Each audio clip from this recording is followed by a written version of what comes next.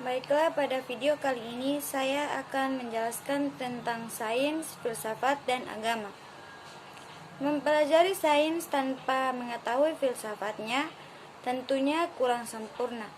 Apalagi jika filsafat sains itu menyangkut tentang keberadaan Tuhan. Meski pada awal mulanya para ahli agama mengatakan tidak ada keterkaitan antara sains dan agama, tetapi melalui penemuan yang terpotong bintang, maka pandangan tersebut tidaklah benar.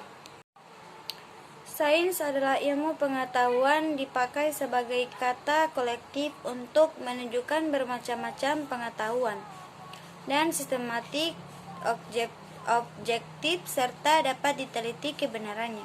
Sebagai ilustri dikisahkan, bertanyalah seorang kepada ahli filsafat yang arif dan bijaksana, "Bagaimana cara agar saya mendapatkan pengetahuan yang benar?" "Mudah saja," jawab filosof itu.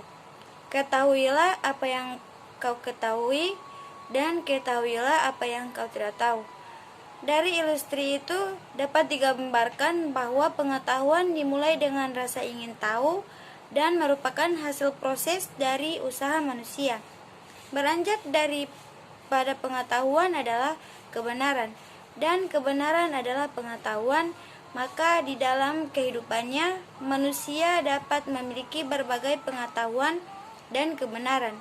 Adapun beberapa pengetahuan yang dimiliki manusia yaitu: A. Pengetahuan bisa atau komson. B. Pengetahuan ilmu atau C. Pengetahuan filsafat. D. Pengetahuan religi. Sedang ilmu pengetahuan sendiri mempunyai pengertian sebagai hasil usaha pemahaman manusia yang disusun dalam suatu sistematik mengenai kenyataannya, struktur, pembagian, bagian-bagian dan hukum-hukum tentang hal ihwal yang diselidikinya, alam manusia dan juga alam sejauh yang dapat dijangkau. Pemikiran manusia yang dibantu pengindraannya yang kebenarannya diuji secara empiris, riset, dan ilmu pengetahuan berasal dari pengamatan, studi, dan pengalaman yang disusun dalam suatu sistem untuk menentukan hakikat dan prinsip tentang hal yang sedang dipelajari. Filsafat adalah hasil adanya upaya manusia dengan akal budinya untuk memahami, mendalami, dan menyelami secara radikal dan integral hakikat yang ada. Yang pertama, hakikat Tuhan. Yang kedua, hakikat alam semesta. Yang ketiga, hakikat manusia. Serta sikap manusia termaksud sebagai konsekuensi daripada pemahamannya tersebut.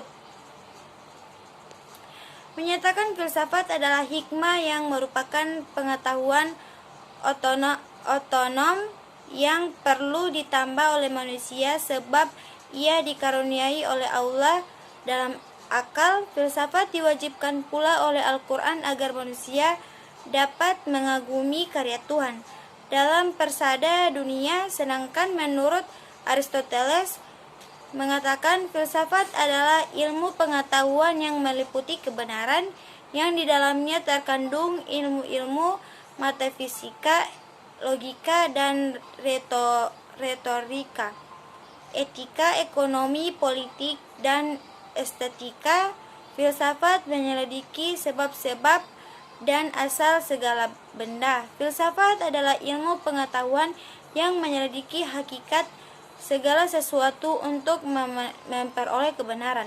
Ilmu pengetahuan tentang hakikat yang menanyakan apa hakikat atau sari atau inti atau esensi sebagai sesuatu.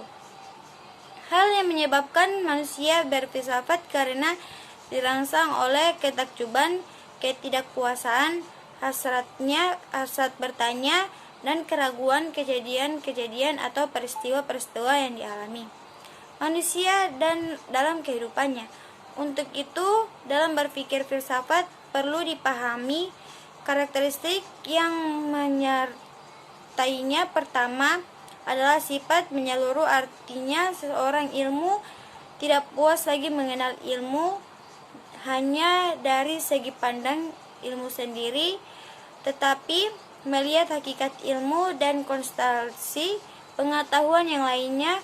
Kedua, sifat mendasar, artinya bahwa seseorang yang berpikir filsafat tidak sekedar melihat ke atas, tapi juga mampu membongkar tempat berpijak secara fundamental. Dan ciri ketiga, sifat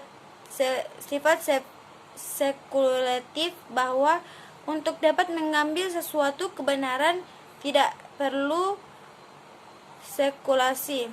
Dari serangkaian spekulasi ini kita dapat memenuhi buah pikiran yang dapat mengandalkan, yang merupakan titik awal dari penjelajahan pengetahuan. Agama merupakan kumpulan cara-cara mengabdi kepada Tuhan, dan semua cara itu terkumpul dalam kitab suci yang harus dibaca.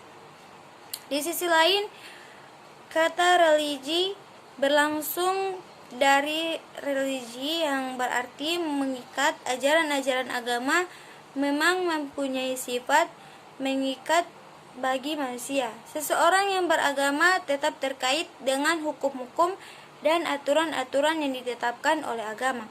Sedangkan kata agama berasal dari bahasa Sanskrit yang berarti tidak, dan gam yang berarti pergi, tetap di tempat, diwarisi turun-temurun dalam kehidupan manusia. Ternyata agama memang mempunyai sifat seperti itu. Agama selain sebagai orang-orang tertentu, selalu menjadi pola kehidupan manusia. Tiki Hartoko menyebut agama ini dengan religi, yaitu ilmu yang meneliti hubungan antar manusia dengan yang kudus, dan hubungan itu direalisasikan dalam bentuk ibadah-ibadah. Sebagai segala yang berkuasa yang mengatur seluruh dalam beserta isinya. Tiga agama adalah keyakinan dan kepercayaan kepada Tuhan, akhlak, dan ajaran ataupun kepercayaan yang mempercayai suatu atau beberapa kekuatan gaib yang mengatur dan menguasai alam manusia dan jalan hidupnya. Agama pada umumnya merupakan satu sistem credo, tata keimanan atau tata keyakinan atas padanya sesuatu yang mutlak di luar manusia. Yang kedua, suatu sistem ritus, tata peribadatan manusia kepada yang dianggapnya mutlak itu.